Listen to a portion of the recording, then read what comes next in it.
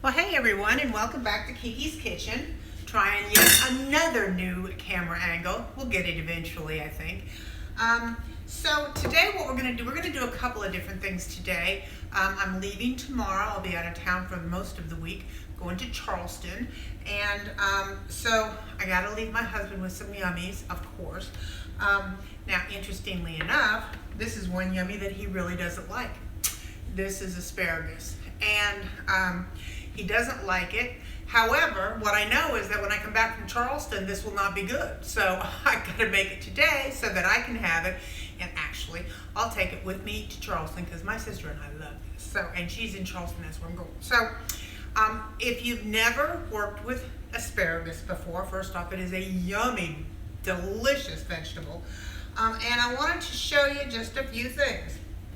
When you are in the grocery store and you see them, you want the little skinny ones like this. See how they are?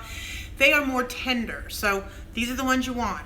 Now, what they will also tell you is wherever they break, come on, break for me. Well, this one doesn't want to even break, but that's basically where it breaks, is where the tender spot is. Let me put this in my sink so I'm not putting a bunch of stuff down my garbage disposal. So, see if I can get one to break. Like that, although actually I do use those sometimes in soup, but that's where it is. So if you look, it's about the same size. So you can snap them and go that way, or you can cut them. Snapping seems to work. However, in the interest of time, I will go ahead and cut them for us. I'm going to put them over here. And of course, I've already washed them. I've got a cookie sheet ready to go. So, you can see the white stem. You just are cutting that off.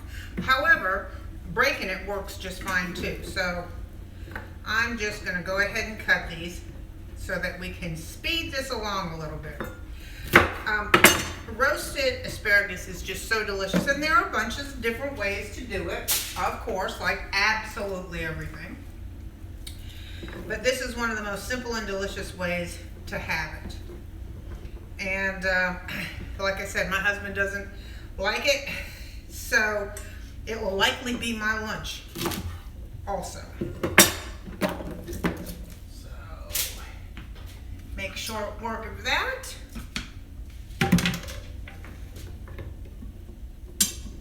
Here we go. And that was already cut.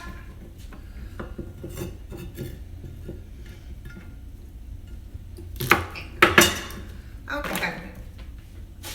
So the next thing that we're going to do is we're going to mince up some fresh garlic. Now, if you don't have fresh garlic, you can use granulated garlic, and you've heard my deal on granulated garlic. Look at that. I have my nice little garlic smasher, and I smashed it with my knife. You can use granulated garlic. Probably a teaspoon would work. I am going to use 2 good-sized cloves, and I'm going to mince it up. These have tails on them. Just cut the tails off. And I also always, you hear me say it all the time, you see that woody end? I always chop that off. I'm sure that professional chefs will tell you that, but I just don't like it because I don't like the thought of biting into that because I've done it before. I'm going to go one more since this is the last clove in the deal. So just pop it with your knife on the side, flat side of your knife, being careful, of course. And that skin will come right off. So I'm going to cut the woody end off. Actually, I trimmed off both ends, so.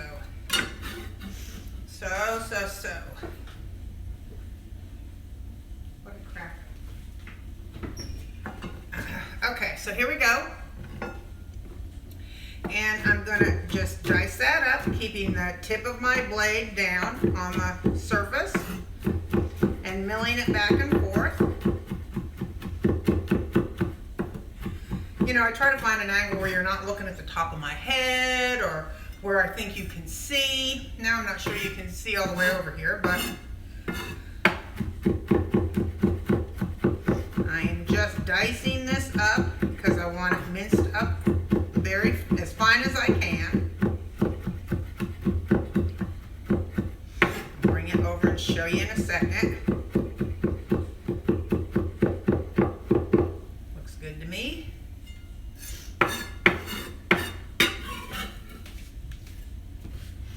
See, so you can see. There you go. So all I'm going to do with this is asparagus on my foil-lined cookie sheet, and I am going to take olive oil and I'm going to drizzle it over the top, and then I'm going to go back in with my hands and I'm going to mix it all in so all of these get nice and coated with the olive oil. Go back and spread them out. Get some water going because, boy, I'll tell you what, my hands are going to be greasy. Spread them all out.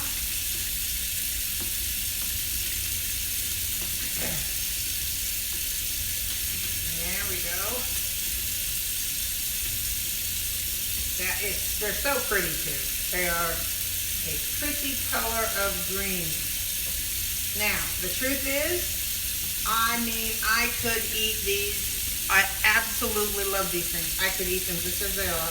Little salt and pepper, raw, not a problem. I love them. They are just awesome. However, I'm having a little medical thing, and nothing, no big deal, but can't have any raw vegetables, right? So I will cook everything in sight. All right, so now I'm going to take my garlic and I'm going to put that all over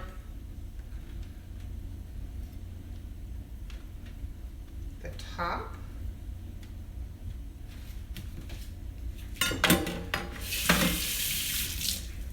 And then finally, hands all dried off. Stove's ready. By the way, preheat your oven to 425. And what we're going to do is we're going to put the garlic. We've got the oil on here. We've snapped the bottom and cleaned them. We've got the oil on here. We've got the diced garlic. Now we are liberally going to salt and pepper them. And then we're going to put them in the oven at 425 for 15 minutes. And then we're going to pull them out and we're going to put a 1/4 cup of Parmesan cheese, shredded Parmesan, and we're going to put a cup of mozzarella on here. I'm going to put them back in for 2 hours, for about 2-3 minutes, and then we're going to hit broil and get it to nice and brown up. Okay, there you go. You see that? We'll be back in 15 minutes. 15 minutes is up, and look at these. Don't they look yummy and pretty? They are awesome. So, I don't have any mozzarella cheese. You know, you gotta do what you got. So, I am going to use some Swiss Gruyere, which I love. And since I'm the only one eating them, it doesn't matter. Normally, what I would do is I would put mozzarella on this, and then I would top it with Parmesan. But I don't have any mozzarella, so I'm using the Swiss Gruyere because that will be good too. So you put on whatever kind of cheese that floats your boat. That whatever you like is what is the right answer. So I've got some Gruyere, and I do have some shredded Parm. So put a little of that on. There we go. Okay, so now we're going to put this back in the oven for 2 minutes, and then I'm going to hit broil. So I'll be right back. Okay, so this is what it looks like after 2 more minutes. Can you see that? And now I'm gonna put them in the broiler for just about a minute. I'm gonna watch it because I want it all nice and brown and crisp. You'll see. And they came out just perfect. Look at this. Yum! Isn't that's gonna be delicious. It's gonna be delightful. I like them nice and brown like that. The cheese is nice and stuck to them. That was actually 3 minutes, so I put them in for 425 for 15 minutes, took them out, put the cheese on them, put them back in for 2 at 425, took them out, and then I torqued up the broiler to, or I torqued the oven up to broil, let's say, and that was 3 minutes under the broiler for that nice and brown deliciousness. So try it. It's delicious, it's easy, and it's actually low carb. So give it a shot. Hope you enjoy. Bye.